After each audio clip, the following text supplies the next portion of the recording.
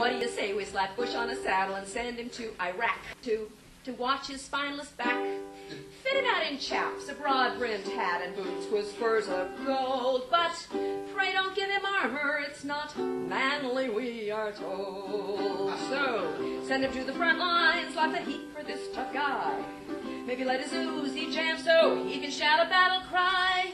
Yippee-ki-yay! Can't you just see him? Be sure he sees some drops of blood, even if they're not his own.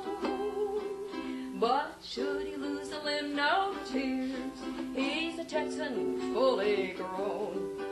There's some debate about whether he's really a Texan, but boy, he sure likes to play being a Texan. Did you see him with that great hat the other day? The Navy football team gave him a cowboy hat, and he was in his element. I would like to hear from the audience a little yippee-ki-yay when it comes to that. Let's do that one more time. Send him to the front lines, lots of heat for this tough guy. Maybe let his Uzi jam so he can shout a battle cry. Yippee-ki-yay!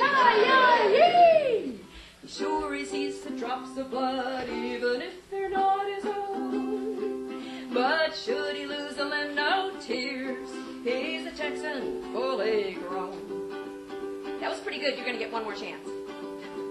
Bush on his steed, his lasso in hand, he likes playing buckaroo. It'll be the Miracle Roundup, Bin Laden Toodaloo. Remember him?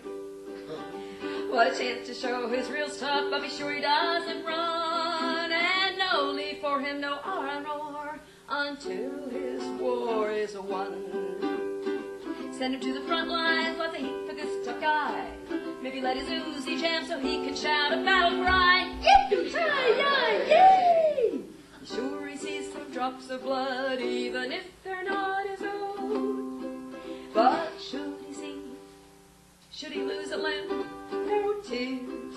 He's a Texan, fully grown.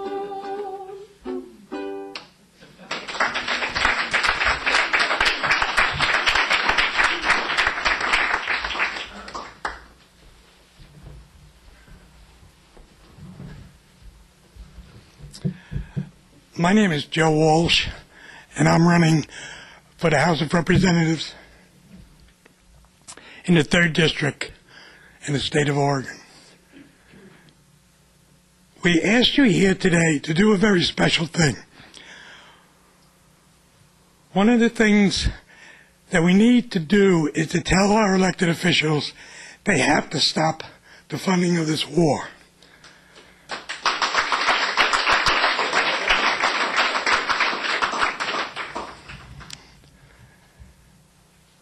All of the elected officials were invited here today. All of them have ignored you. They have ignored you for 6, going on 7 years. 80% of the Democrats across this land are begging for impeachment. The same number of people are begging to stop the funding of this war. This month, there will be another special allocation, non-funded, $107 billion to be given to George Bush to continue on the occupation and the genocide in Iraq. And the Democrats will give it to him. We need to say to them, enough. All across this land today, tomorrow, the rest of this month, there are meetings like this going on. There are just ordinary people getting together saying enough. You have to stop this. This is not 20 people or 40 people. This is tens of thousands of people are making records like you are going to do today if you so choose. Because I'm going to ask you to stand in front of the cameras and say to your elected representatives, stop it. Just stop it.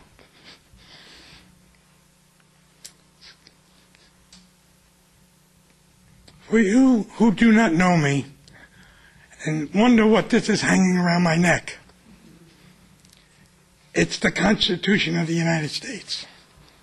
I wear it Because if I run into a politician, I can say, this is what it looks like. Read Article 2, Section 4. It says, crimes have been committed. You must impeach. In the Constitution, it says that the only time the president cannot use his pardon is during impeachment. That's Section 2 of Article 2. Your representatives do not even know that article. Because I sat for 1 hour with Congressman Blumenauer in an interview and realized he did not understand the Constitution at all. They have become arrogant. You have to stop them. The way you can do it is in the primaries. Because we don't want a Republican to take the office, but you have a choice. There's 3 of us running in the primary now, one to the left, one to the right of Blumenauer. And in the general election, you will have a Green Party candidate taking on whoever wins the primary. Read the ballots, tell your friends, read the voter pamphlet, and see who says not one more dime for this occupation. Not one more dime.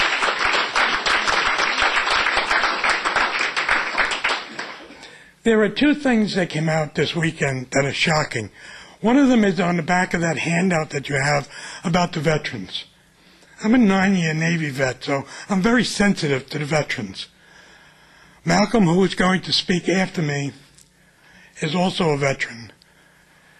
I thought there were a few 100,000 veterans that were in serious trouble. If you look on the back of that, there were 600,000 documented veterans. 1/3 of the people who have gone to Iraq are in serious trouble. Brain injuries, under stress, committing suicides. That's what Bush has done to this country. The Democrats have been in power now for over a year and are using this as a political ploy to win the election in 2008. That is so shameful. Because every day, every night, somebody is going to die and be torn apart in Iraq. We have to stop it. We have to do everything we can do. We've been arrested. We do these town hall meetings. We sign the petitions. We scream. We howl. Don't ever stop. Even if Barack Obama wins the election, don't stop. Because he will need our support. Because the industrial complex that Eisenhower talked about is immense. There is no freedom of press in the United States. They didn't shut it down. They bought it. So some of you have signed up for the sign-up sheet. All I'm asking you to do is to look at the camera and say, Mr. Congressman, do your duty. Do not give any more money to this disaster. Everybody says it's a disaster. Then why do we keep doing it? We have to decide, that's it, it's over, we have to get out, and then figure out how to get out of there. You have to decide to get out first. And if we learn anything about the expose in the New York Times this weekend, is that from the very beginning it was permanent bases, and they never wanted to get out. That's why there was never an exit strategy. It was right on the clock. Bush is not an idiot. Cheney is not an idiot. They have done this so well that everybody is looking here when the action is really here. And the action is permanent bases, stay there for 100 years, control the oil, and we have to stop doing it because we are destroying ourselves. All this money that's being spent is not allocated money. And guess who holds the IOUs?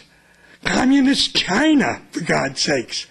So when we go to them and say, you cannot do this in Tibet, they wave the IOUs at us. and say, shut up. When we say, you must be better in your trade deals with us, they wave these IOUs and say, shut up. And we do, over and over. So I'm going to turn it to Malcolm. Anybody that wants to speak that hasn't signed up, please do. We have to make a record. The disc will be delivered to all the congressmen, all the news media. Anybody that wants their own disc, you can just leave a note or talk to one of us and we will make sure you get it. So you can have it. You can have it for your grandchildren. They can have it. And they know that you said no. No! So please, join us on this. And thank you very much for coming.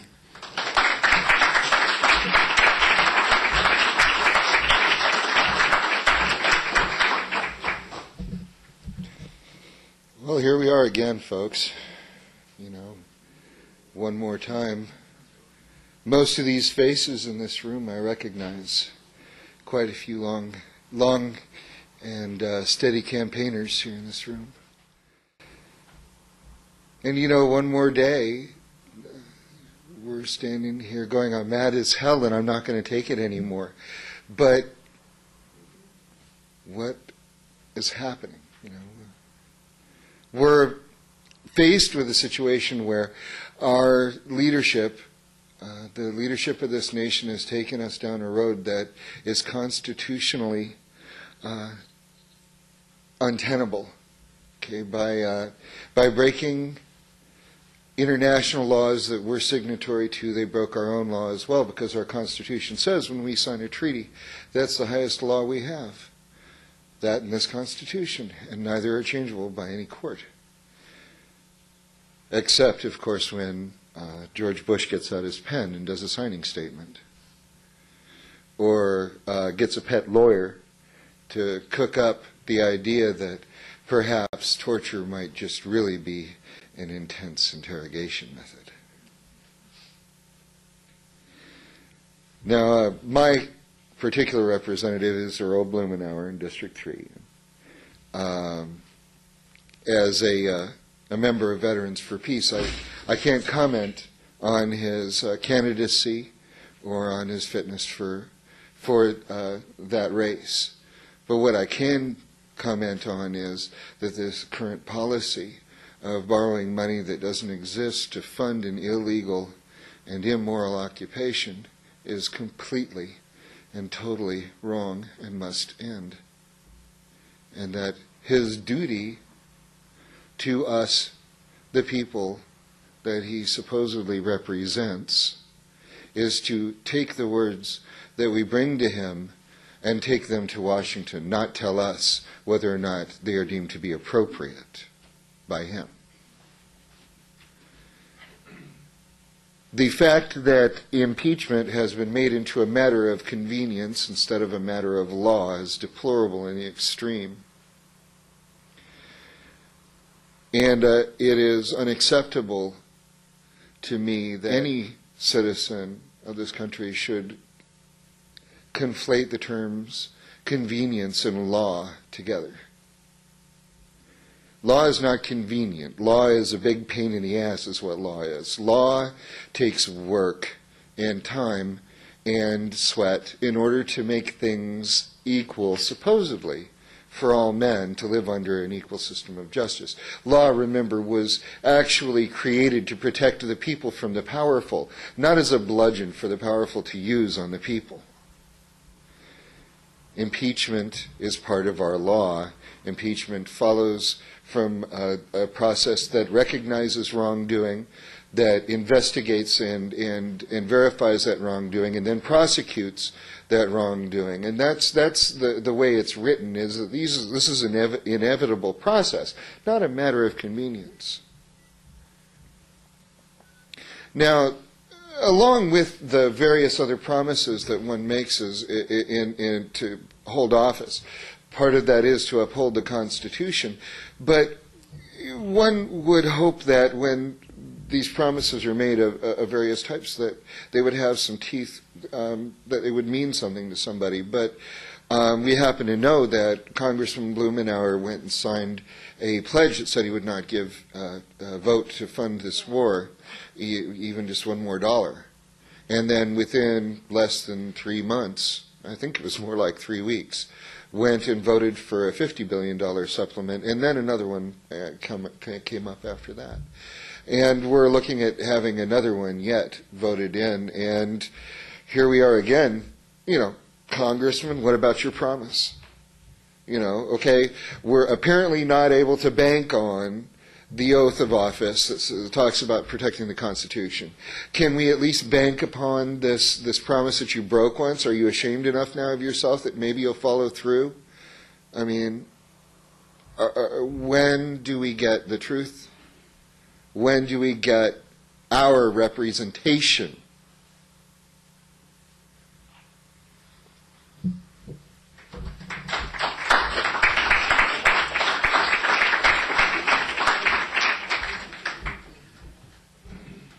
I'm Glenn Owen. I am a graduate of the Wharton School of the University of Pennsylvania in economics. It is the world's oldest university-sponsored business school. And it may be kind of a minor point, but defense industries create fewer jobs per dollar invested than any other industry you can name. Always keep that in mind when it's spending on defense. Thank you. I think I'm up next. And I'm also from Vancouver, Washington. And my Congress member over there is Brian Baird, who originally opposed an attack in Iraq, but has funded every bit to make lots of it. And his thesis is that we need to support our troops. I've told him and I've told the staff a number of times that supporting your troops is not sending them to the other side of the world, working class people, to kill, to murder, to maim, to be placed in harm's way, to destroy the homes and environment of other working class people on the other side of the planet, only to make the most wealthy and most powerful people in the world more wealthy and more powerful.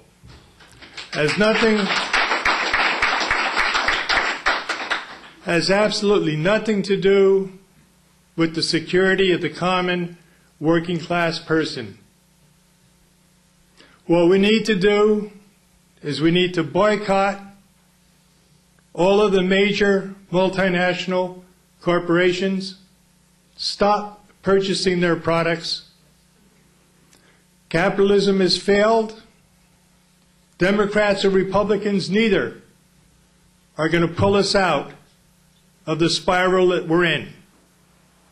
Every war that the United States has fought in and has sent working class people out to die and to kill other common everyday folks has been for the same reason, to enrich and empower the most wealthy and powerful people in the world.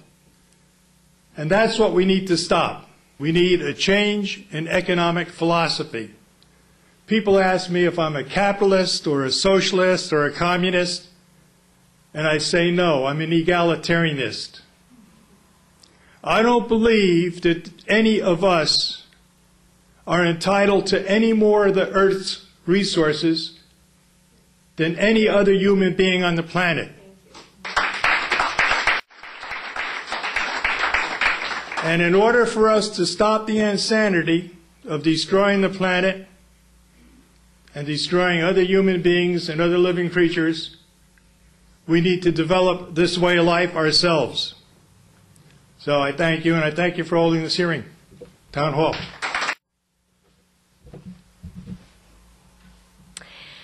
I have a suggestion. It's a small one, but I started finding some scraps of black fabric, and wrapping them around my arm, and it occurred to me that if we all started wearing a black armband, that people would ask why, and it would give us a chance to talk about the soldiers and the civilians who are being hurt and killed in this occupation.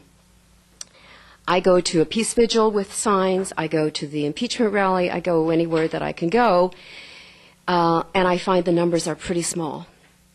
So I'm trying to find a way to engage more people, and I'm going to try the black armband.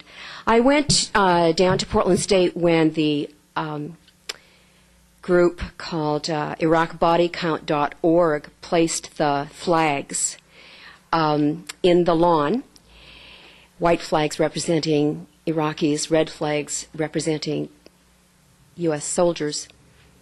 And I wrote a poem afterwards. I kind of wish that they had put some evidence on these flags as to the background of these people. I have a feeling there weren't too many rich people represented by those flags. This is called Flags for the Dead. They shimmered like flowers, sweeps of white narcissus, a clean, starched white, crisp as nurses' uniforms in World War I movies, or the white of cyclamen blossoms, ears pointing up, from slender stems stronger than they look. But then, when I saw them from above, for they rose on a gentle hill, I knew that I had walked among these graves before. We know white crosses, grafted onto gentle sweeps of green, how pure they look on a sunny day, proud shoulders in the fog of rain. But markers that symbolize the dead do nothing to make me see. They mount no horror, no eviscerated limbs, no empty eye sockets, no severed heads. They don't reek blood or rotting flesh. They don't hold the awful stillness of a child's fingers clutched on a toy or a gun, loaded, ready to fire. White flags like crosses, like hymns or prayers, do nothing for the dead. They make us believe it couldn't happen to us. They lock us in our fantasy that all is well, that we may go about our work, raise our children, savor music, plant our flowers. Thank you. My name is Barbara Ellis, and I think I know almost everybody in the room. One of the things that I'm a member of the Southside DFA, the old Dean organization, and all right. And we grew into the Kerry one. But we're also, we are heavily involved in impeachment and have been for the last 5 years. We're the ones who are banners and whatnot. And we often say, my God, how the movement has grown. It really heartens us. I love to see all the red shirts and whatnot. and all of the progressives doing this.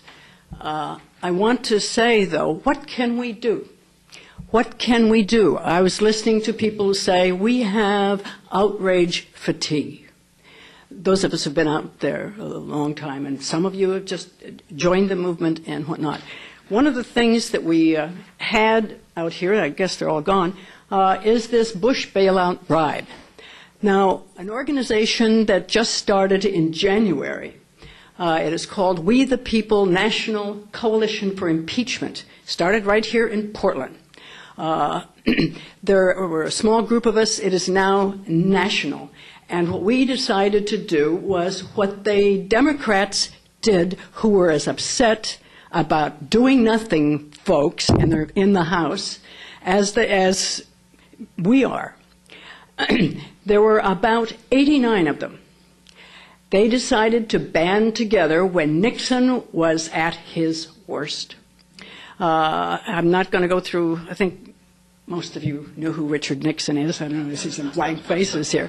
But I mean, he had carpet bombed Cambodia and invaded Cambodia without telling Congress, and they didn't have the internet then. He had a private army, private police force. He was wiretapping That's one of the reasons the FISA court came into being. One of the great cartoons that Herb Block ever did was Nixon coming out of the sewer with a bucket of filth. And then came Watergate, where he was above the law. Well, Bella Abzug, one of the Democrats from New York City, decided the man she replaced was the first to file an impeachment resolution against Richard Nixon. And he had like 5 articles. That was done in 1972 in May, on the 9th. On the 10th, John Conyers picked up the baton and filed the second one. This is on May 10th, 1972. And then he thought, you know, Peter Rodino's House Judiciary Committee is not going to do anything with either of these bills. I'm going to file another one. So 11 days later, he filed another one, setting the tone for when Father Drinnen, some of you may remember from Massachusetts, filed another. And the flood started. And Bella Abzug and 89, at our last count, decided not to file one bill with 89 reps on it, all Democrats, but to file 89 different bills of impeachment. 2/3 of them were for an investigation because we get that, Cheney will leave. Believe me. 1/3 was plain vanilla impeachment. In October 73, 40 bills of impeachment were filed, and the Speaker of the House, Carl Albert, if you think Harry Reid in the Senate is weak, Carl Albert, oh, I don't know, I just, and the Democrats controlled Congress at that time. Peter Rodino from New Jersey was the chair of the House Judiciary Committee. And he was, I don't know, but he was a scholar, and you can't ignore all those bills of impeachment coming in. And so Nixon's political friends, Barry Goldwater, and a Democrat, Tip O'Neill, began saying, we got the votes. We're going to impeach this guy. You better do something about him. And so Barry Goldwater and 2 others took that long walk down to the White House and said they got the votes not only in the House, but in the Senate. And Watergate by this time. You talk about distracting. Congress is distracted. The House Judiciary Committee had its usual cut, 23 Democrats, 17 Republicans. And when the Republicans heard the Watergate tapes and profanity from Nixon, they instantly decided, hey, we're going to join the Democrats in this committee. Now, Nixon resigned on August 9th. As some of you may remember celebrating, I was in D.C., we lived in D.C., we were out in the streets jumping up and down.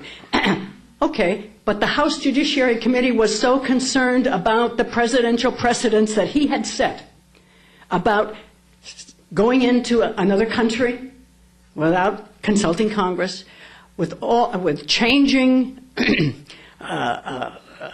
matter of fact, there was some shifting money involved here. There were 5 impeachment articles submitted to the House Judiciary Committee at that time. The Republicans joined them. Okay, Nixon resigned on the 9th of August. They kept working and voted unanimously to impeach Richard Nixon. All right? I know. However, Mr. The Speaker of the House, I don't know about this. I don't know about this. He said, I will accept the report, and you can vote on that. They 400 and something to accept the report from the House Judiciary Committee. Okay? But he said, we've been through too much. I'm not going to bring impeachment we're not going to bring it to the floor. And he's gone. He's flown off to San Clemente, etc. But that was not the intent of the Judiciary Committee or both sides of the House. So then, a month after Nixon resigned, Jerry Ford pardoned Nixon. Now, why did he pardon Nixon? Because even if that president is gone, you can bring him up on federal charges and go to prison for treason, etc. I see one of my colleagues back there, Marcia Myers, who is on this. We've been working on this very hard. What we have devised is the Nixon flooding plan. And Marcia was among a team of 3 from Ohio and from Massachusetts that went to visit every single one of the 32. I know. The 32 House reps who are very much for impeachment.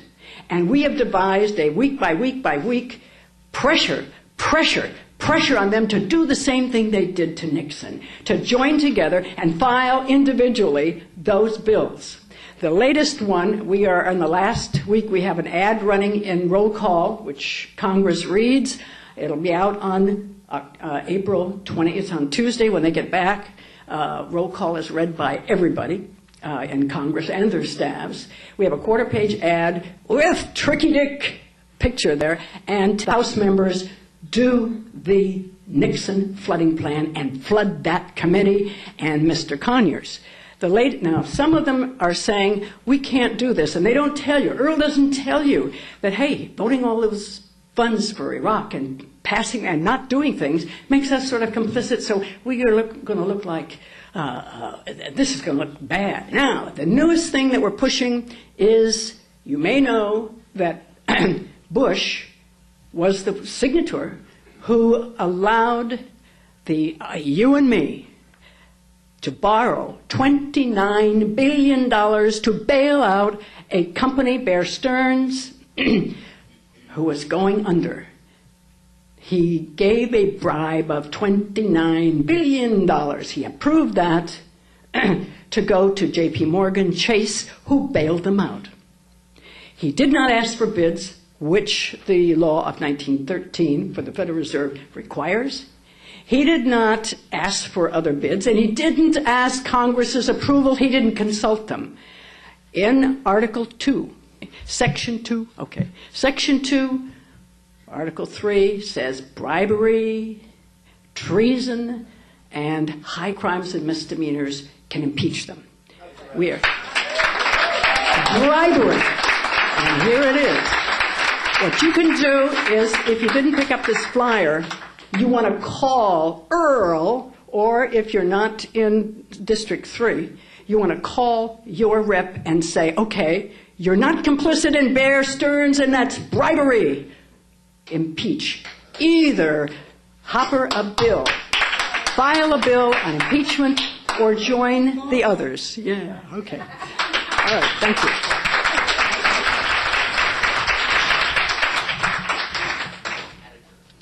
The next speaker will be Roberto Palmer. Oh, Roberta, I'm sorry.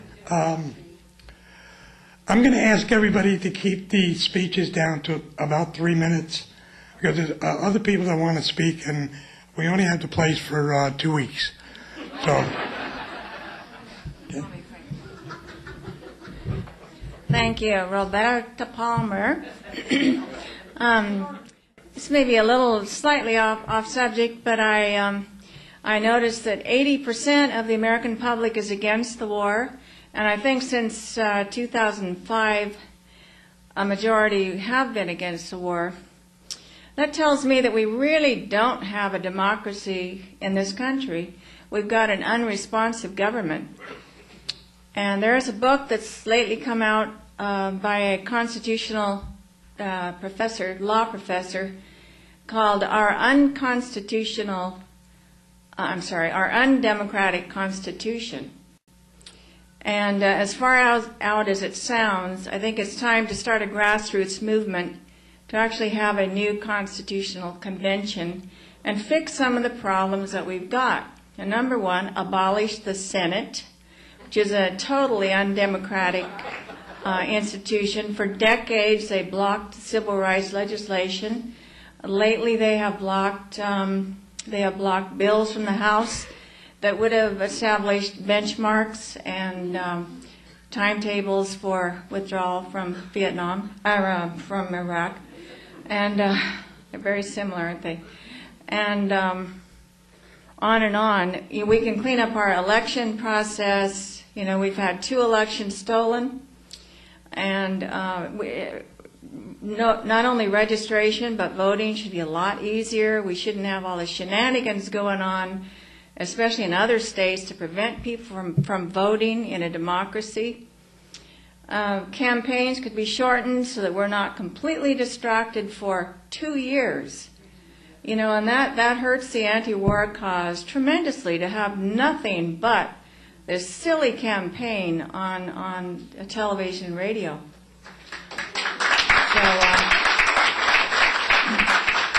of course, there's also the Electoral College. You could make a long list of things, but I think that's one thing we should agitate about. As far as defunding the war, I'm not as optimistic as you are, really, because as I recall, Vietnam was finally ended by defunding, but during the last 2 years of the war, we did not have ground troops in Southeast Asia. We were doing aerial bombardment. I hope I'm correct on that. So it's much easier to pull back aircraft carriers than it is to suddenly defund the troops. So, you know, maybe it's the only way, but I just am not as optimistic, and I think our only hope now is to elect a Democratic administration. Thank you. Hello, my name is Ethan Berleman, and I'm a Portland State student. I've been there on and off for about 5 years, and you know, I've had to work some lousy part-time jobs and get a lot of support from my family who are retired and my friends. But I'm not here to talk about my personal problems with debt. I'm going to talk about collective debt. This war is outrageous. I enjoy my school. I love Portland State and the academic life, and there are some 20,000 students. One day of this war could put every student at my school through school for 4 years.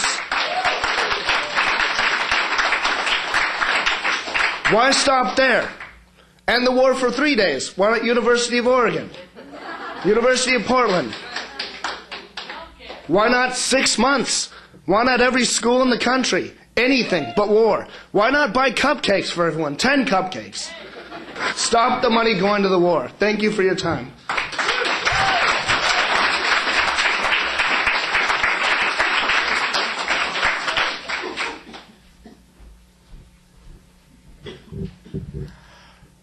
We have another candidate in the House.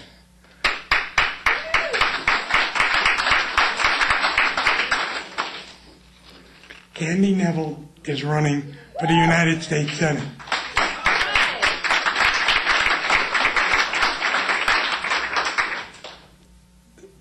Candidate Novick was going to be here, but there was a conflict. He was one of the few candidates that actually got back to us and really tried to do it. So I don't want you to think that he just left us out. Every elected official did, though. Every one of them. Because they do not fear you at all. They should. In Europe, they do. You have the vote. You have the power. Stop sending the people back over and over and over.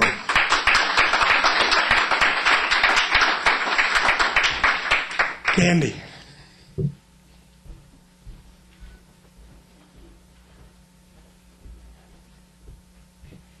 It was nice to be invited into something instead of kicked out of something for a change. So I want to thank you very much for that. I have a new slogan. I have been kicked out of some of the finest places. So, and it was a pleasure driving up and seeing impeach signs all over the place. You know, I'm not used to seeing that on bumper stickers all over the place and on T-shirts, so it's just a pleasure. I was listening to somebody's talking about get rid of the Senate, which is what I'm running for. So until we get rid of the U.S. Senate, would you please consider me? And what I want to say, and don't forget, is that in the very beginning, well, first I want to tell you what called me to run, and then I want to tell you about this little place on my website about impeachment. But I'm a mother of three. I'm the daughter of a man who was in a in the Bataan Death March in World War II, where 9 out of 10 died before they arrived at the prison. And my father was in the prison camp for 44 months. And he told me once that the way he survived that was because every single day he believed he would not be forgotten by the American people. He would not be forgotten, and every day he believed the Americans would come and they would take him home. So when my dad died, it was a military funeral with a 21-gun salute, and it was in a military cemetery in Minnesota where there was, cross after cross after cross. And, the daughters were presented a great big walloping flag. When 911 came, I hung my flag out like so many people did, and then one after one the flags went in, and mine stayed out because I thought of what my dad said, and I thought, my flag stays out till every body's found. And when I decided to run for office, before we went into the war, I was sick about it. Basic education could have told you that was the wrong thing to do. And I was one of the worst history students on the face of the earth. And yet I knew that you do not go into a situation that has been in conflict for hundreds of years and think it's going to stop because you've shown up. You can join it and you can leave it, but you cannot stop it. So, thank you. So when we were going in, I had great agony over it, like many, many did. And every night since then, around 2 o'clock in the morning, I have woken up and just still been in agony over it. I feel like those soldiers, that I know what kind of bicycles they trained on, haunt me.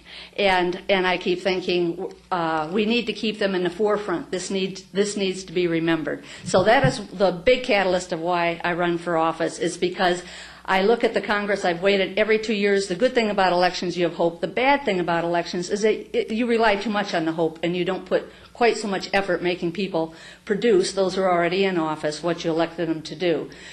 So I just thought, I feel like the little red hen that did. I've been told wonderful things about me, and I've been told terrible things about me. One of the things I've been told negative was that, I'm out of my league. There's a bunch of lawyers in there, and here I am, a real estate agent, Quaker, former Quaker minister, and, I'm out of my league. And I say to myself, when I thought about that, let's see, that league of privilege and that league of opportunity really hasn't produced the results that all these fantastic advantages should be yielding.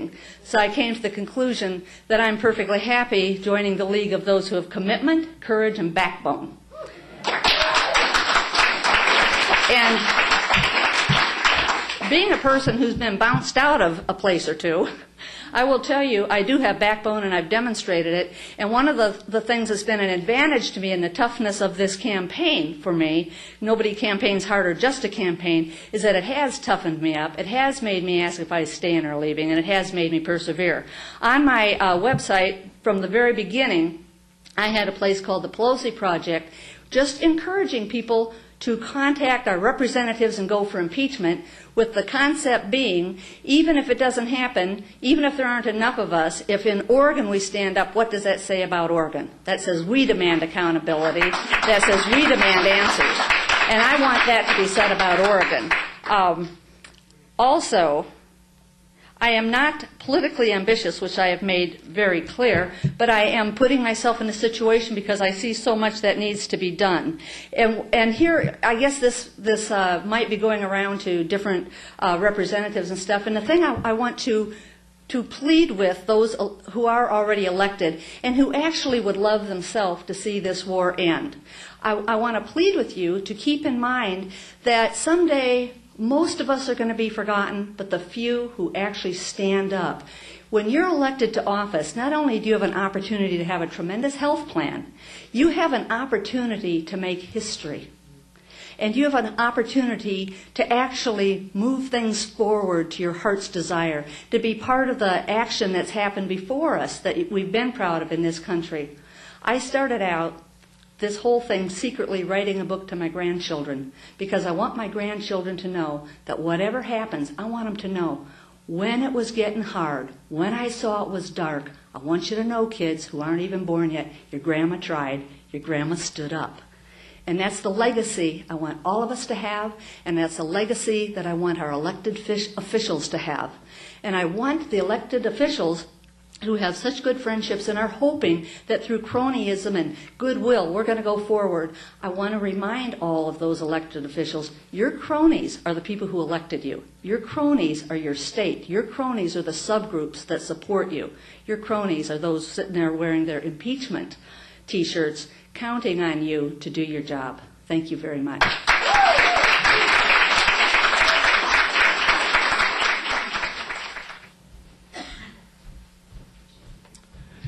That's all of the speakers that have requested to speak.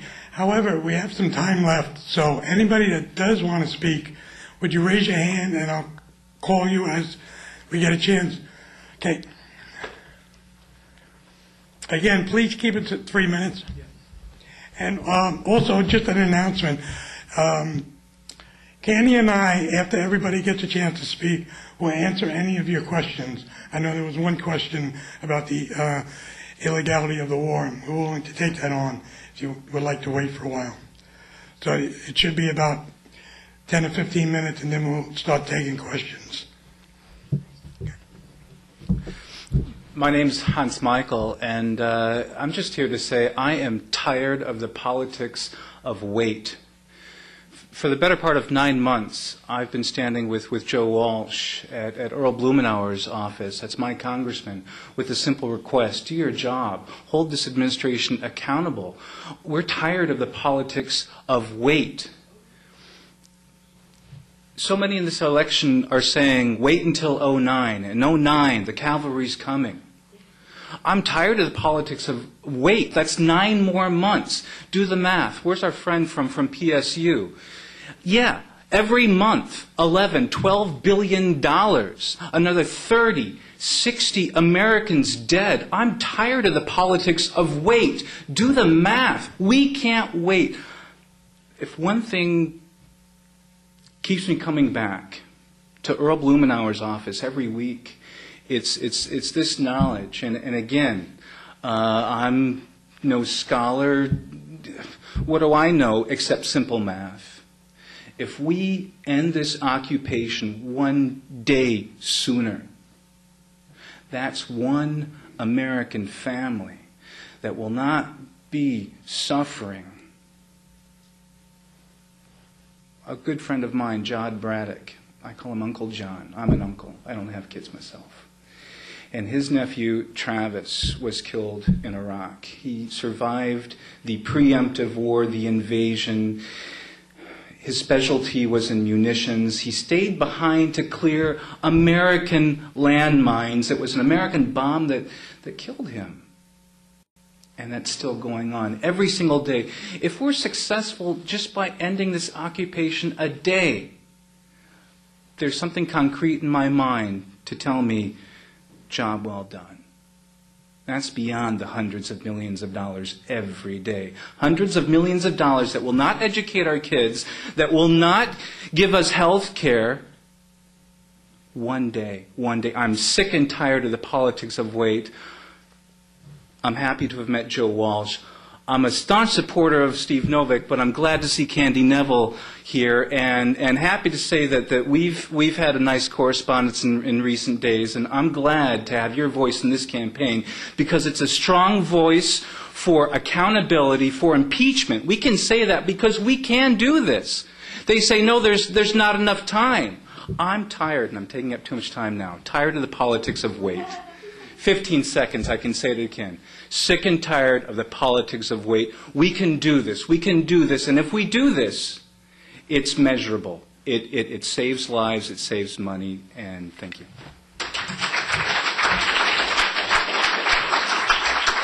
I've been going to meetings since I went to church this morning. Otherwise, I'd have on my impeachment shirt. I feel I should have had it in the car. So just imagine that I have it on. I totally agree with you. It's not too late. It's essential.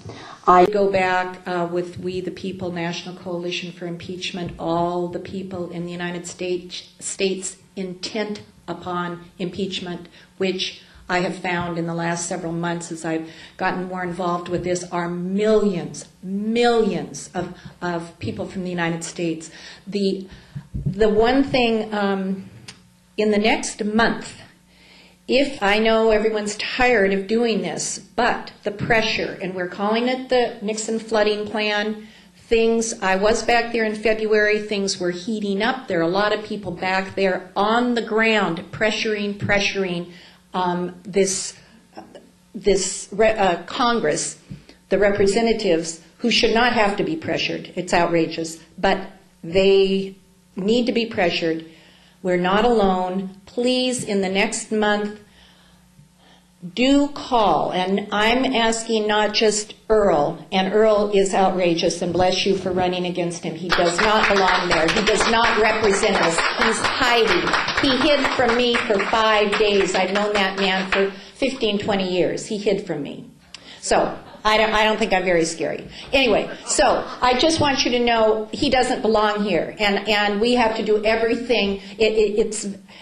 It's outrageous that we're one of the most progressive, if not the most progressive, communities in the United States, and people know us for that, and then we have this man representing us. No, no, no. So anyway, in the next month, please do call Earl, but also we have those 32 that we made contact with. We also have the Judiciary Committee, and we have a new website, We the People Impeach. Is that right, Barbara?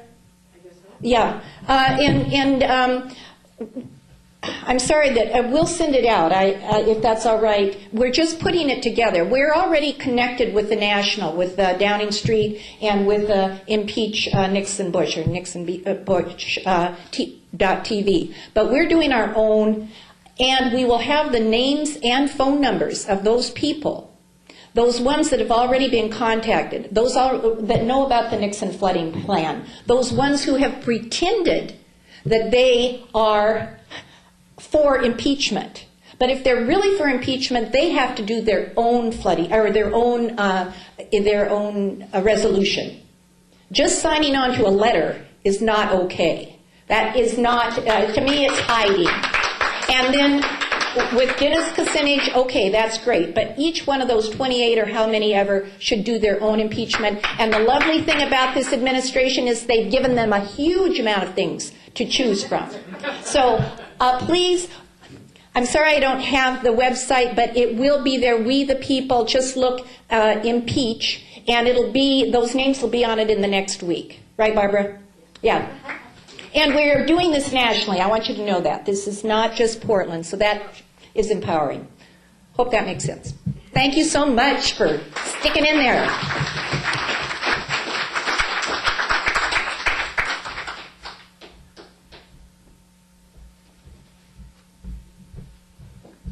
Hi, folks. My name is Ineke de Rijder, and I'm just going to read a statement. And I believe that it's up to us to stop this madness called the occupation of Iraq. If you are seriously troubled by this, you will not vote for a Republican or a Democrat with a history of voting for war. The following presidential candidates have voted to approve every war appropriations bill put forward by Republicans, totaling way over $300 billion. Number 1, Barack Obama. 2, Hillary Clinton. 3, John McCain. And also our local politicians Wyden, Wu, Blumenauer, and Smith have voted for war funding many times. Don't vote for them, and please tell them why. There are peace candidates who are running for office, locally Joe Walsh, and in the general election Ralph Nader, Cynthia McKinney, to just name a few. It's up to us. Let's do our jobs and vote them in. Thank you. Hi, my name is Cherry Lambert Holdenstein, but my given name is Catherine. That's a reminder to Earl to look and see that I am a voter. Earl, you know about the rules of engagement in war, and surely you know about the rules of impeachment in Congress, so do your job and impeach. We do not live in democracy. About 50, 60 years ago, when the McCarthy hearings were going on and the House Un-American Committee was having its heyday, Archibald MacLeish said, "The true test of democracy is in its use. There is no other test." So use it, Earl. I want to say a poem that I wrote during the Vietnam War. It's a little bit dripping with sarcasm and cynicism, which is how wars often start, don't they? They tell us all these wrong things and lie to us. I scribbled it down, so I hope I can remember it exactly. Stand tall for duty, country, and pride. Our nation salutes all those who died. We cannot let freedom subside. He questioned not what the cause might be. If different, they're our enemy.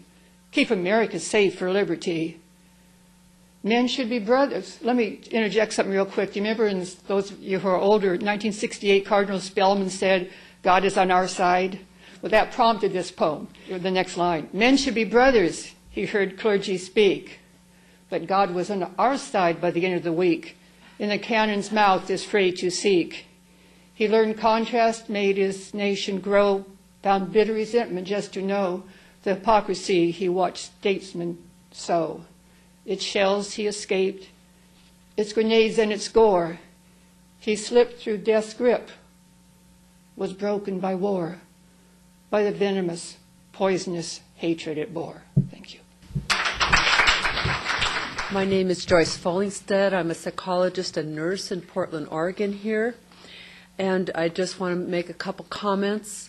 First of all, I cannot have a single day of joy in my life as long as we are continuing an immoral and illegal war. And I cannot have a single day that I am not in just despair over what we're doing to people. When I look at a simple little construction site or things that are in disarray, people complain about potholes. Can you even imagine what these people are living with every day? Just recently, my goddaughter's baby delivered at 7 months, and we only had one precious hour with her son. And we stayed there with this baby who had perished for some time. And I thought about I wept. I thought about the people in Iraq who their babies are being born with the most grotesque, horrible birth defects. And the babies in Kuwait from just a short little war where we dumped all this depleted uranium. There are a 400% increase in birth defects in Kuwait. There's a 400% increase in the cancers in Kuwait. This is what war does. This is what it does every day. And it's not only doing it to the people there, because it's doing it to our soldiers who are coming home with horrible illnesses, horrible diseases, with their own radiation sickness. And they're not even told what's going on. So they're paying into the same system as we all are, and it's all this radiation is going into our water system. Don't you love it? So I feel like not only are we at war with the people in Iraq and the people in Afghanistan, but we are at war with our own citizens. We are killing our citizens through not cleaning up Hanford. We are killing our citizens by continuing the nuclear industry in this country. We are killing our citizens when we do these testings of our depleted uranium bombs in the Puget Sound. We are killing our citizens by letting all this come down the Columbia River, the lifeblood of our own city. When will it ever end? We have to begin thinking in the way our original American citizens thought. The Native Americans said, in every one of our actions, we must consider the seventh generation. And so there are days that I am very fatigued. I've been to every march. I do everything I can. But the truth is we cannot give in to the fatigue, because our children and their children and 7 generations from now will be affected by this occupation, as many, many more generations than that are going to be affected in Iraq and Afghanistan. We must stop now. And so I say to all of my both elected representatives and those that have gotten in despite our efforts to have fair elections, we must clean up our elections. We must only vote in people who say no to this war.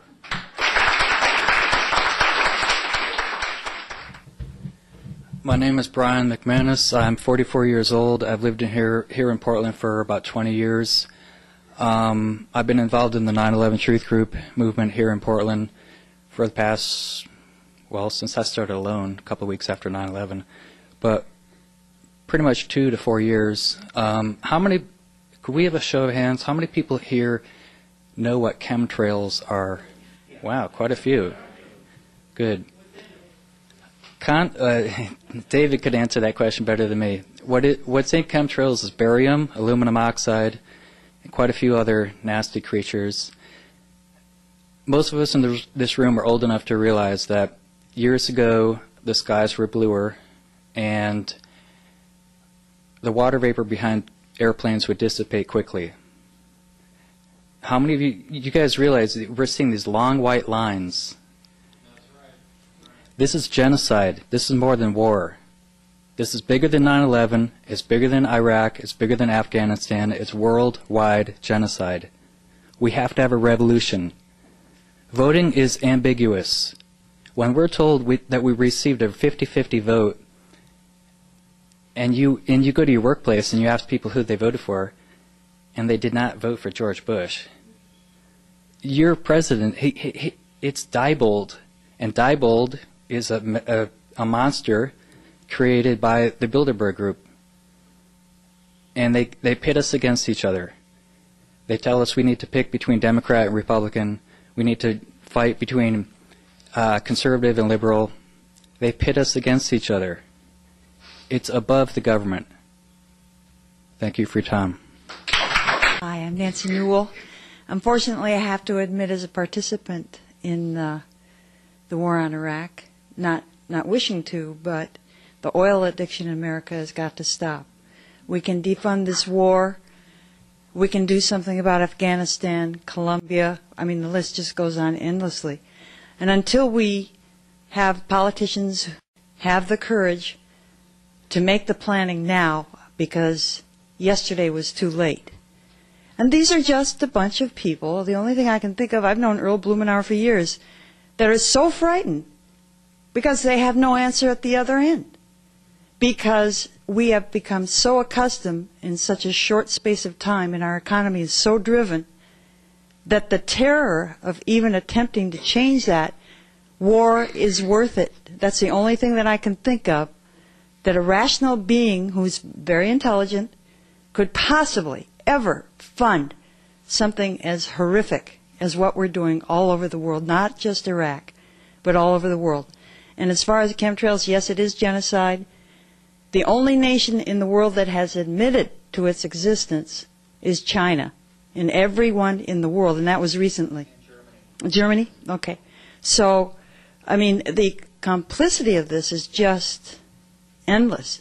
So we as individuals, like several people have said, we have to stand. I mean, this is the moment for that action of 7 generations and hopefully at least one.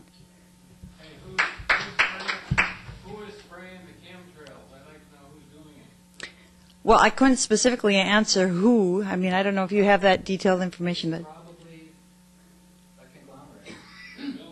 The Bilderbergers, yeah. The monetary, the money makers, the money printers. yeah, and the planes that are being used are Howard Hughes old planes, apparently. They're still around. So it's extensive, and I cannot believe my good friends in the environmental movement, very excellent activists, and they called me crazy 7 years ago when I pointed it out. Well, just look up in the sky. It's so obvious. People don't look in the sky anymore. Are we that conditioned now to our lifestyle that we don't even have something that simple? It's not even radiation that we had to fight so hard on. It's right there. So we've got a lot to do, but I think we can do it.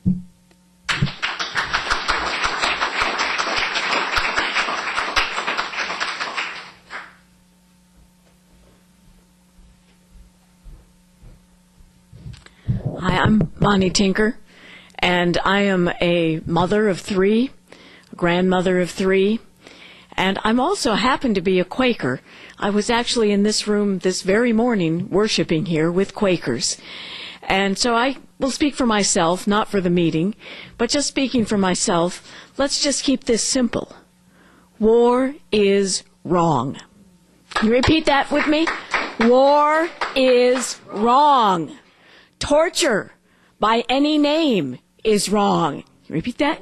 Torture by any name, wrong. It is wrong to use the wealth of this world, the wealth of this country, the wealth of all of the nations to maim, kill, and destroy the environment while we have children who cannot eat. We have rising food prices.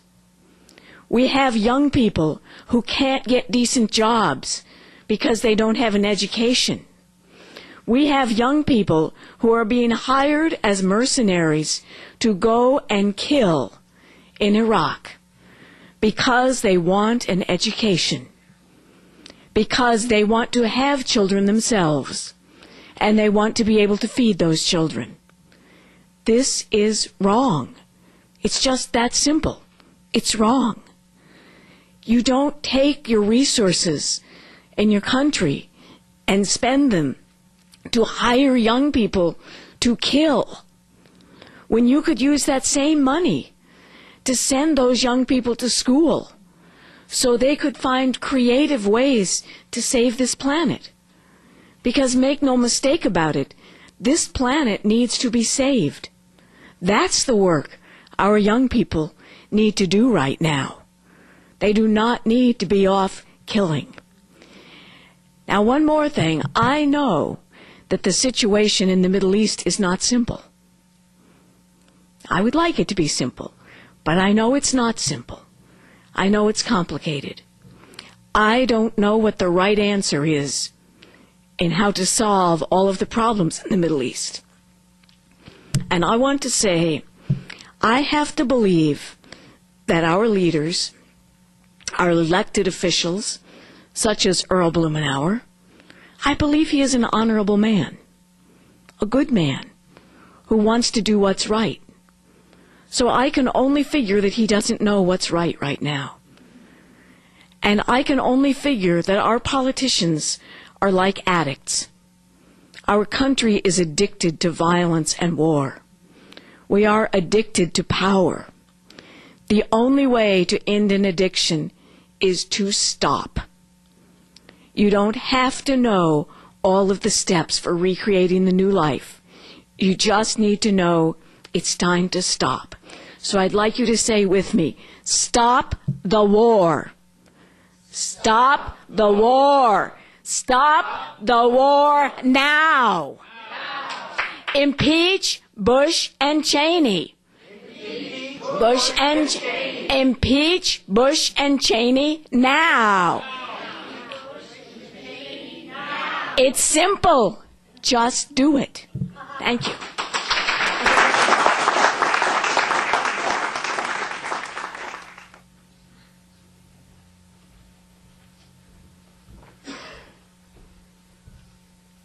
Good day. My name is William Zook, and I have the honor of being in my meeting house. I'm also a Quaker, and I'm very honored that this is being held here. I am also a veteran of the first Iraq War, and as a result of that war, I'm a disabled veteran. For the most part, that is not recognized by this government. And as a veteran and a citizen, members of Congress, members of the Senate and the House, especially from Oregon, you embarrass me. The entire world stood up against this war, and you authorized it when your people knew this information was lies, all lies. You embarrass me, you embarrass us.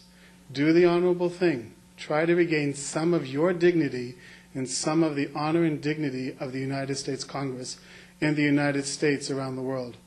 Impeach Mr. Bush, impeach Mr. Cheney, get us out of Iraq, stop invading other countries, and start focusing on your own country. Start focusing on your own families. We are suffering. Every day we suffer. And you sit there in Washington as if you're in another world. We are your people. Try remembering that. We did not send you to Washington for yourselves. We did not send you to Washington for corporations. We did not send you to Washington to become wealthy. We sent you to Washington because we believed you could do the job. We believed you could take care of us. We believed you could lead us. You aren't doing it. Listen to the people. If you don't, you won't be visiting Washington again as a senator or a representative. You'll be visiting Washington next time as just a regular citizen. And then you'll be looking at people who are there and saying, maybe I should have done what they're doing now. Thank you.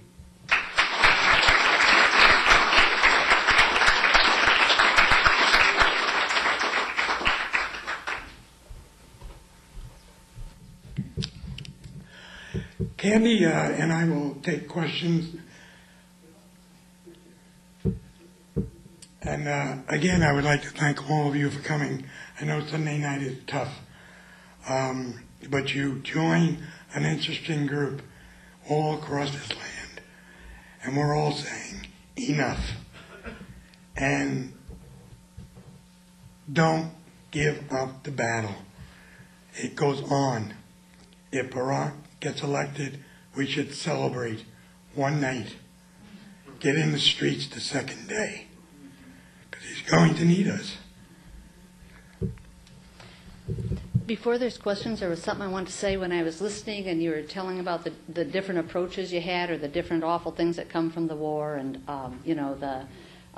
the babies being born with birth defects. It occurred to me that besides doing the good job of drawing people into this, that those are certain things that would actually go into the resistance of some. Some people out there care deeply, about birth defects and things like that. And if you maybe targeted people in groups just with that issue and tied that to the war, you might even find more support.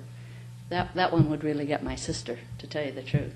So that's one idea. And here's kind of a silly one, but sometimes I have this big fantasy that the Humane Society will take on the torture issue, which I thought would be appropriate, if it's not good enough for them. And I had one last thing, and this is kind of new in my mind, and it's open to improvement. If you have some, email me or tell me or something.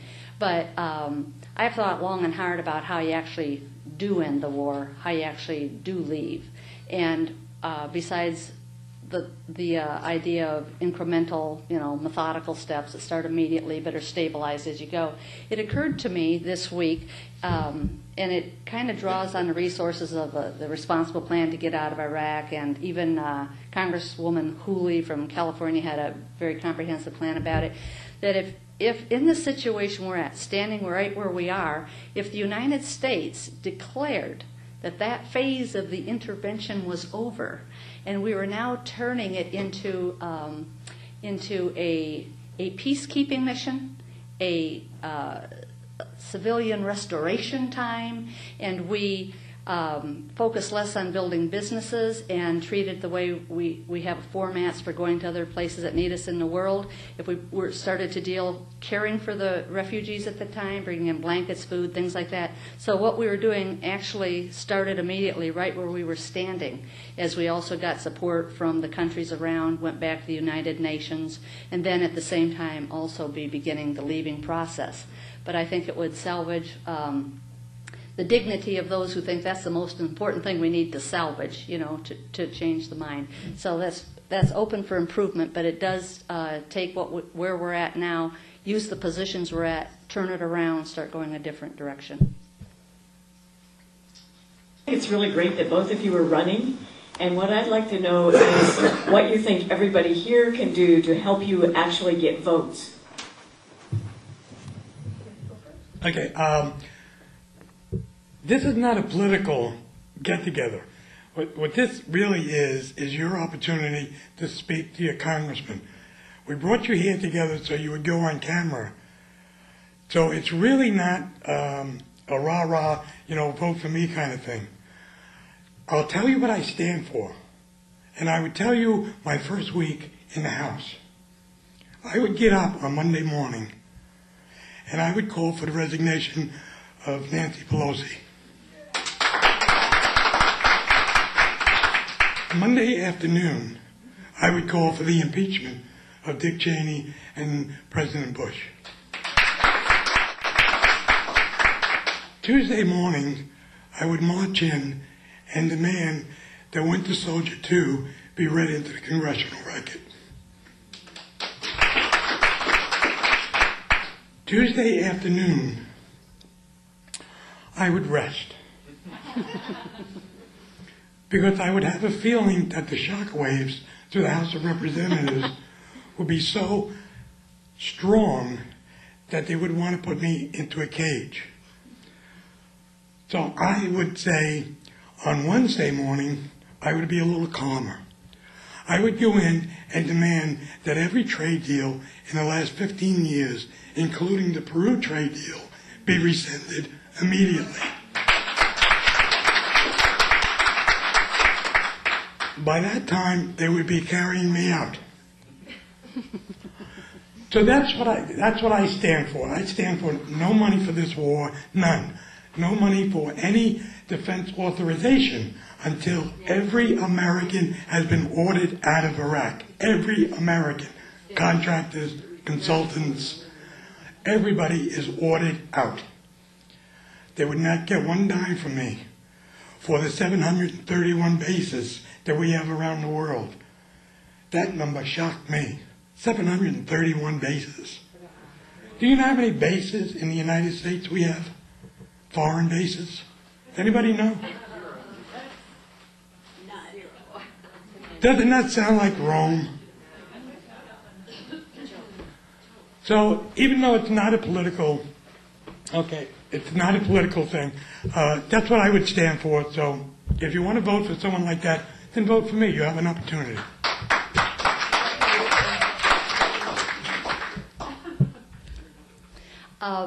The thing that would help me the most is the thing I come up across, even in the Register Guard endorsed somebody else, and that was fine, but there was a part in there that said that, you know, Candy Neville's very well known for being a peace activist and against the war, and then a lot of times it'll say, and you know, so are the others, and everybody is, you know, you hear all the time everybody's against the war. And so my distinction is, and you can help me by letting this be known, is that I'm not just against the war. I throw myself against the war every day in any way that I can.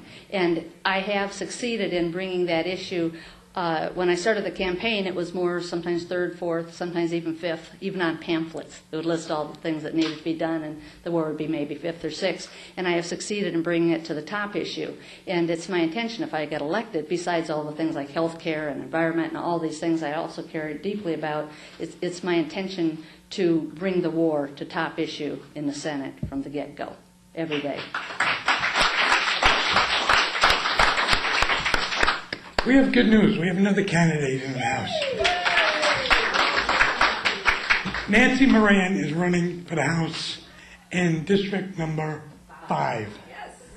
That's the open seat, and anybody that's near that area, that has friends in that area, I'm going to also invite her up here, and we'll take some more questions. I have to tell you that when I agreed to do this, I had no idea of what I was getting myself into.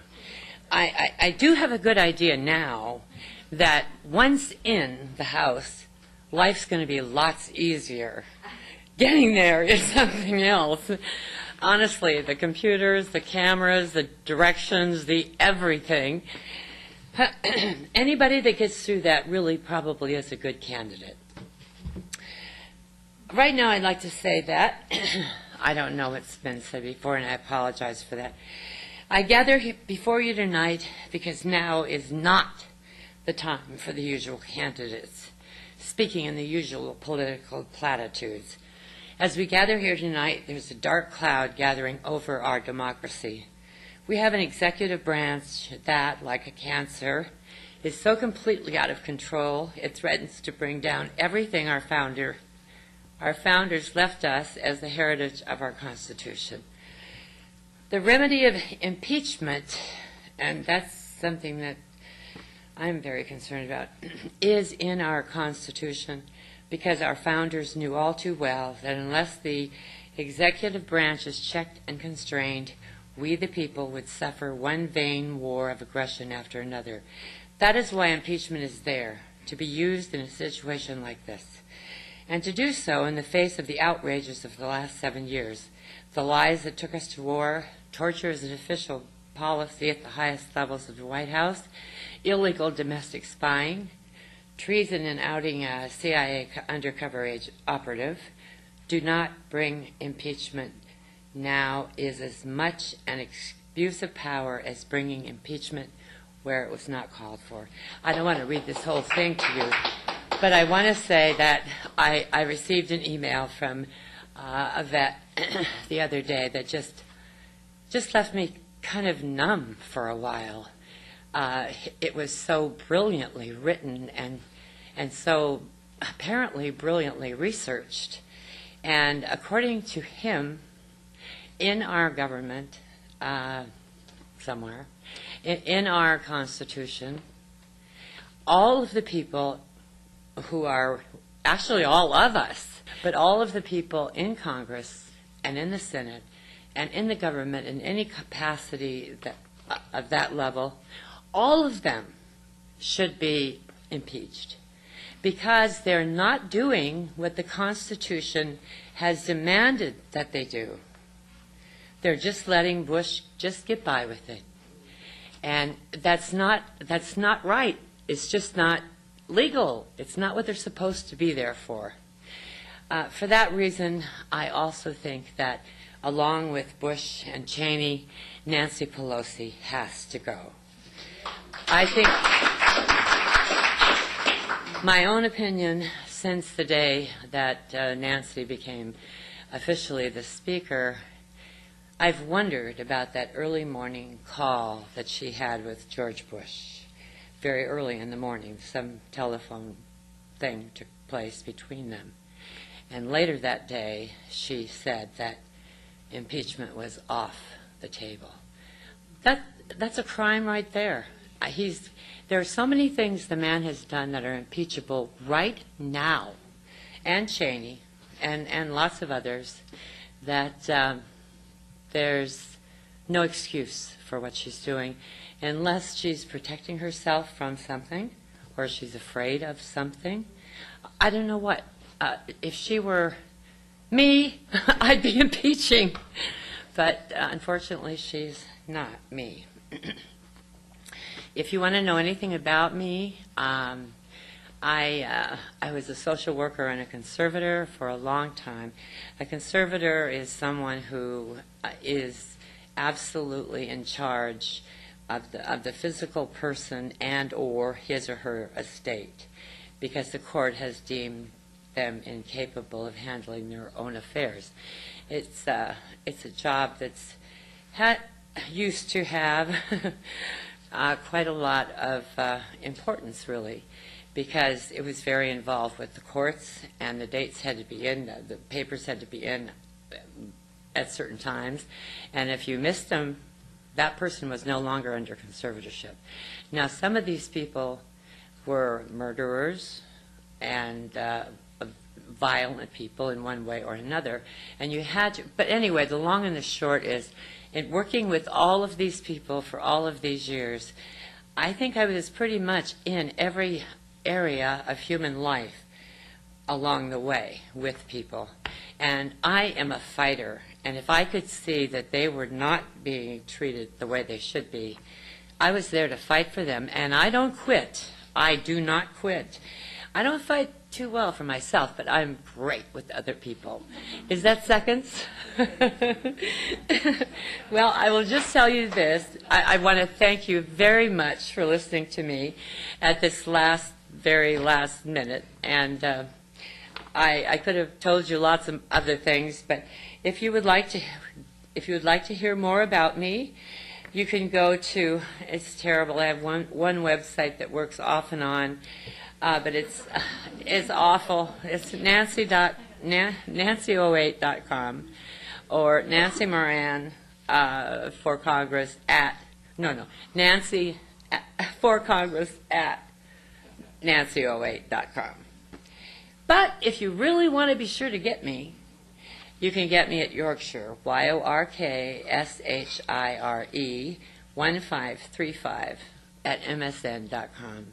And I would love any of your remarks, any of your questions. I would love to hear if there's anything that you would want me to fight for you in particular, should I get to a place where I can do that. And I think I'm going to. I think that I'm sorry about the 15 seconds. I think that I am the best person. There are two men running who they have the look, they have the money, they have some background, but not actually in elective offices, but they do have background. The only problem is one of them is a veterinarian and another one has another equally well-paying job. They're not experiencing, at least not what I am. And what the people, all of the people I know that we used to just think of as the middle class, they're not experiencing any of that yet. That is a legacy from Bush's screwing around with everything in the country. So thank you. We haven't heard about, this meeting here is supposed to be about the defunding of the war, so I'm just wondering if anybody's ever heard of the Liberty Amendment, which would abolish the IRS, and I think that's already been ratified by 8 states. You can find information about that at libertyamendment.org, and that would defund the war, just abolish the IRS. And also there's a Monetary Reform Act, and that would abolish the Federal Reserve. The Federal Reserve is owned, it manipulates our entire economy, and it's owned by private bankers, and they run our entire economy for their own profit.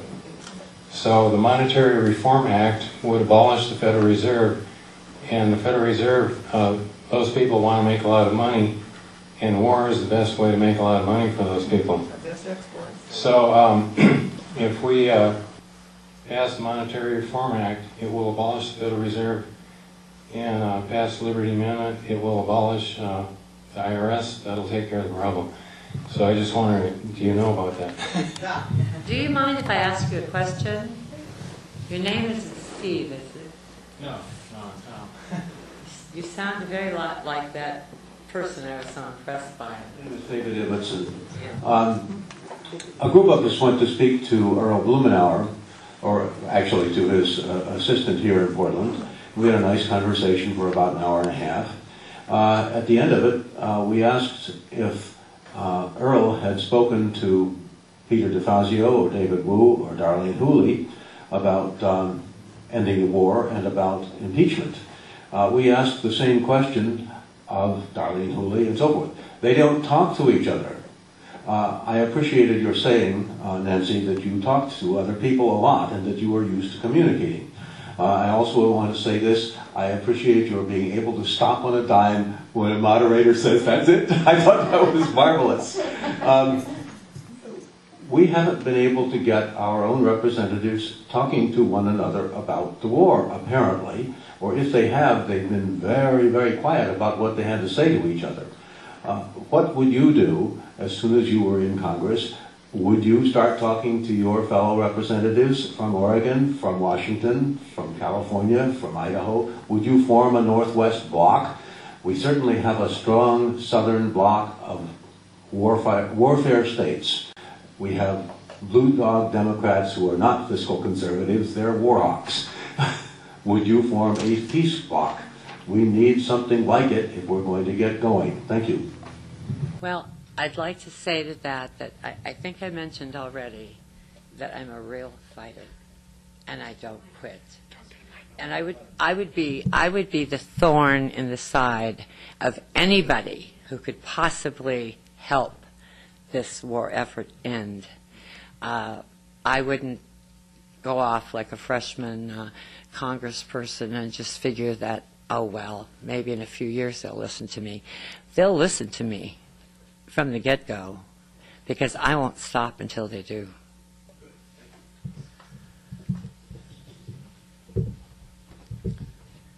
One of the things that I often wondered about is that if the Oregon delegation did speak to each other, look what they could do.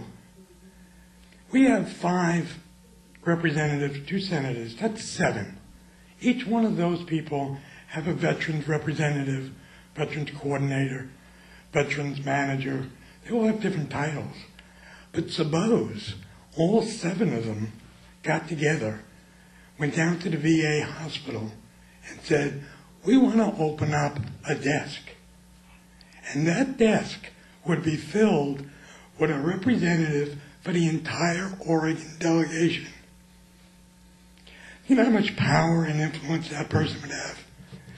If a guy was dying and he hadn't seen his brother in 20 years and he needed to see him, they could do that so fast. But now, it's all diverse.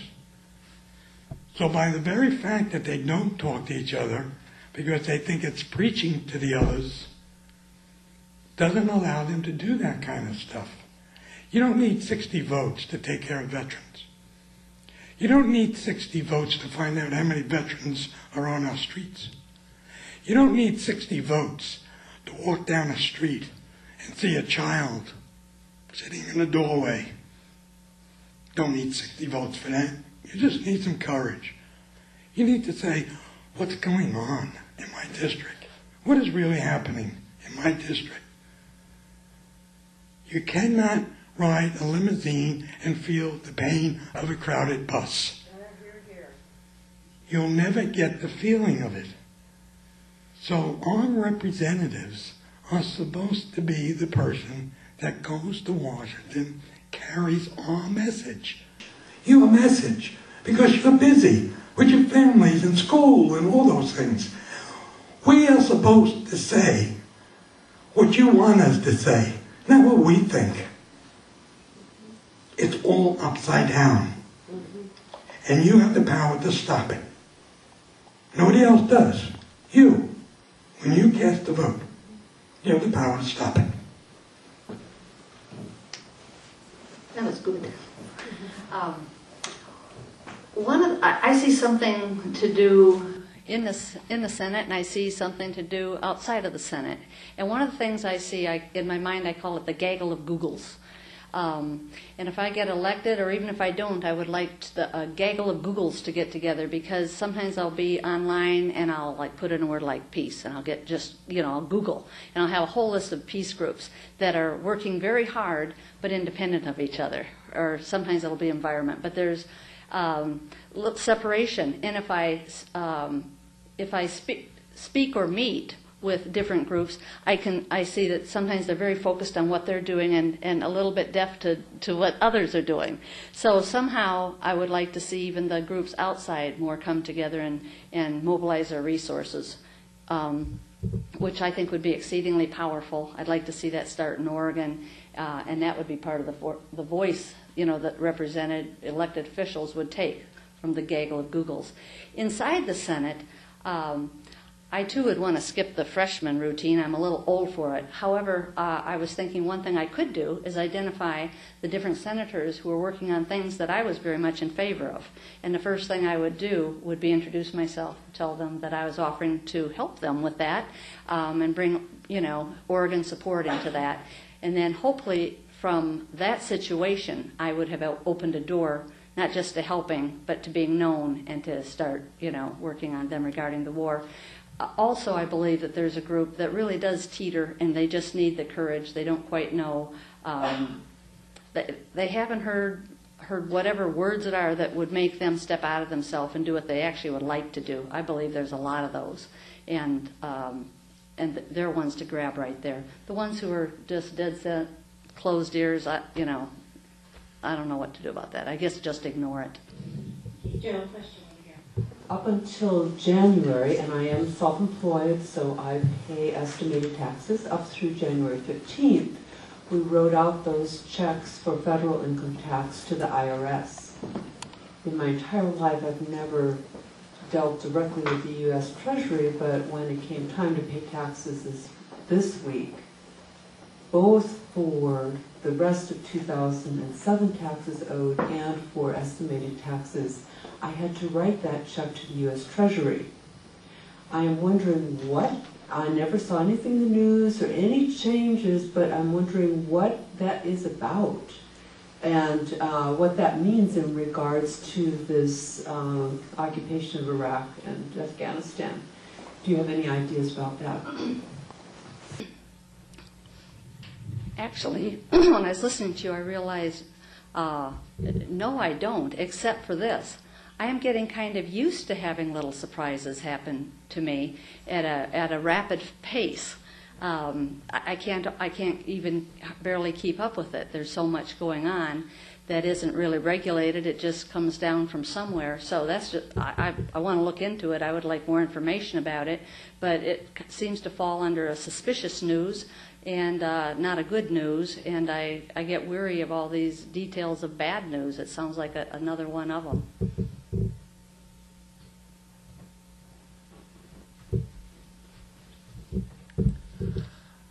I don't have a clue. But within 48 hours, I will probably know more about this subject than most people. There's a lot about the tax system that we don't understand. Nobody does. The tax laws are so weird that you can't put them on a chair. The chair would fall over. So when you ask a question about taxes, I'm going to be straight with you. If I don't know the answer, I'm going to say I don't know. But I will. The easiest way to learn something is to be embarrassed.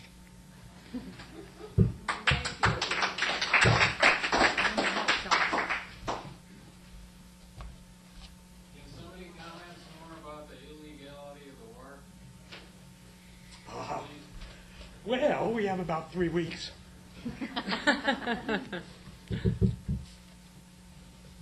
We were lied into it. Yeah, it's so complicated because what happened was Congress just gave up. They just gave this guy an out. And I'm reminded of a woman by the name of Ann Richardson, who used to be the governor of Texas before Bush was elected governor. And she used to say to the Democrats, don't underestimate this guy. He sounds like a fool. He will eat your lunch. Don't underestimate him. And they did. They gave him this much room. He was supposed to go back to the UN and get the second resolution. He didn't. Later we found out that the reason they didn't is they bugged all the Security Council members' suites. Found out that they couldn't get a second resolution. So they said to hell with it, and they just went to war. They knew also that the Congress of the United States does not like impeaching a president. We don't like doing it.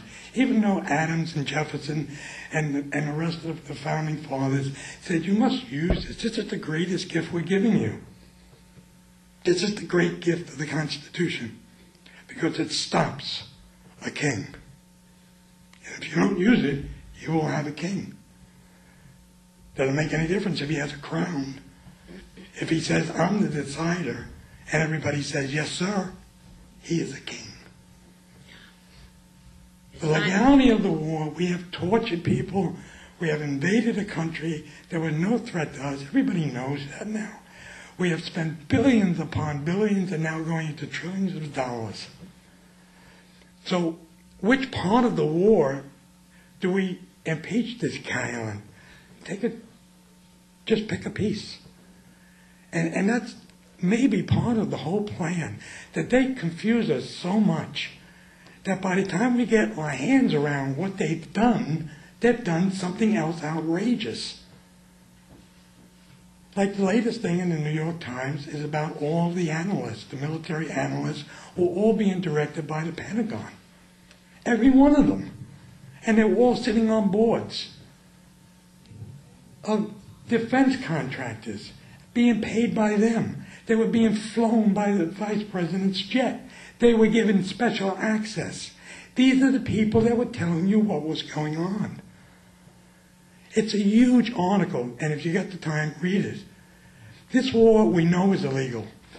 It's no longer a war. The only time that Bush ever said the truth is when he landed on the carrier going to the costume party and said, "This war is over."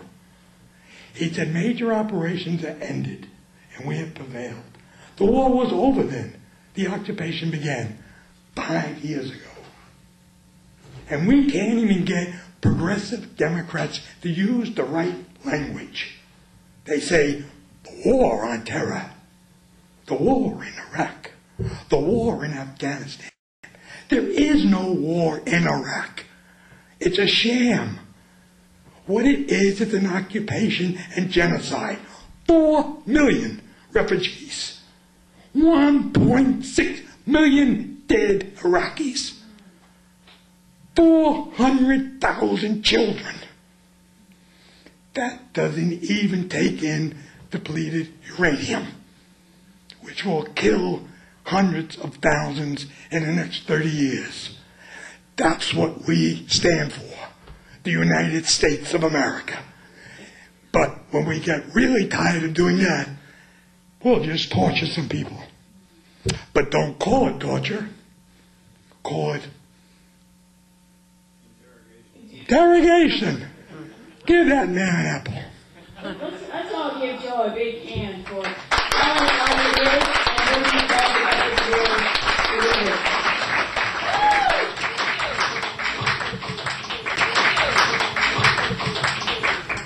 Thank you very much for coming.